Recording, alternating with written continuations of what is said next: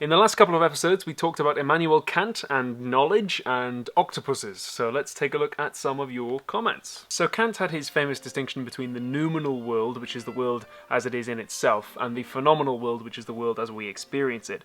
And Saurian AAAA asked, what if the noumenal world doesn't actually exist? Or what if the noumenal and the phenomenal world are actually completely the same? Well, that second question is kind of an important one that does come up when we talk about Kant. What he does is he says, well, we can't ever know what the noumenal world is really like, so it might be different. He doesn't really go on so much to argue that it must be different, but it's the possibility that it might be that kind of leaves the door open to a lot of the other work he wants to do. So particularly his work on free will, which some people were asking about. He says, well, the phenomenal world looks like it's determined. It looks like we don't have any free will, but the noumenal world we don't know about. It's possible that we are free, and that is enough for morality. He thinks that free will is essential for morality. So you're right to bring that up, but he can kind of just shrug and say, well, maybe it is, I don't know, and that's kind of good enough for what he wants to do with it. In a similar vein, Matthew 1 asked, how does Kant know that there is a noumenal world? What if there isn't a noumenal world at all and it's just phenomenal world? Shouldn't we all be idealists like Berkeley was?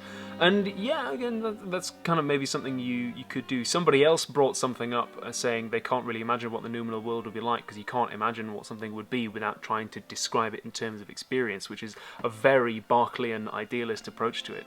And yeah, that's kind of a challenge you could bring to him, but again, it's kind of enough for him to go, well, I don't know, it's kind of, I don't know what it's like, might just be nothing, it might be totally different, might be totally the same. It's enough for him to have a question mark there. Zel Phoenix asked whether a scientist is somebody who looks at the noumenal world and translates it into talking about the phenomenal world.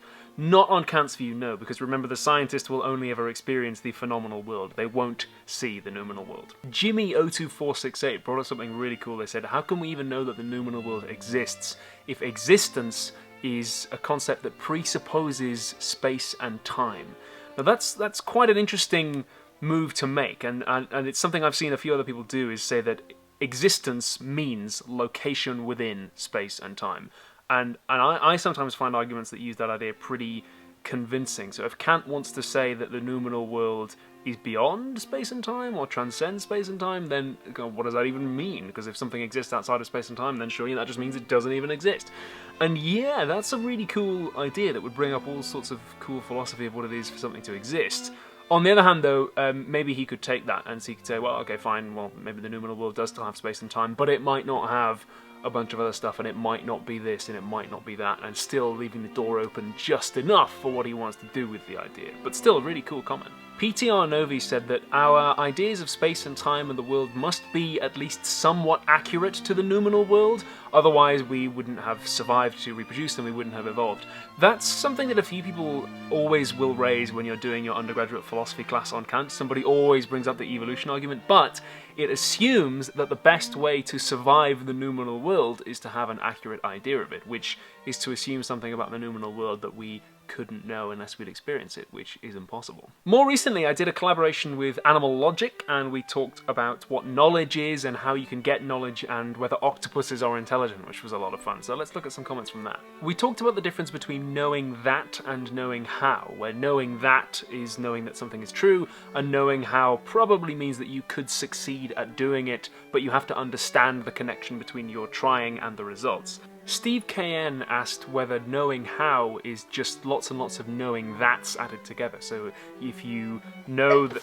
I'm sorry. It's alright. So if I know how to play golf, isn't that just knowing that if I hit the ball it is true that it will go this far, and so on and so on and so on, all added together? Well, I mean, yeah, you could say that, but then there might be cases where you think, you might ask somebody, oh, hey, you know how to cure this disease, for instance, and they go, oh yeah, I know how to cure this disease, and you go, oh, so you know that if you rub this leaf on the wound it contains this chemical, and so on, and they go, oh, no, that's not true, but, the leaf has a spirit in, and the spirit does the healing. That's what it is. That's the kind of case that would prove a problem for that, because there is a sense in which they know how to cure the disease, but they don't know that certain things are true that you would stick together to say form the connection there. So that's a very crude example, but you might be able to come up with some of your own. Professor Borax said that knowledge doesn't require truth. Knowledge is just a very strong feeling that something is true. Yeah, unfortunately that's not going to work though, because if knowledge is supposed to be a representation of the way the world is, then it can't be knowledge if the world isn't actually that way. Those are all the comments we've got time for this week. Subscribe to get more philosophy videos from me, and if you go to patreon.com/philosophytube, you can earn rewards by supporting the show.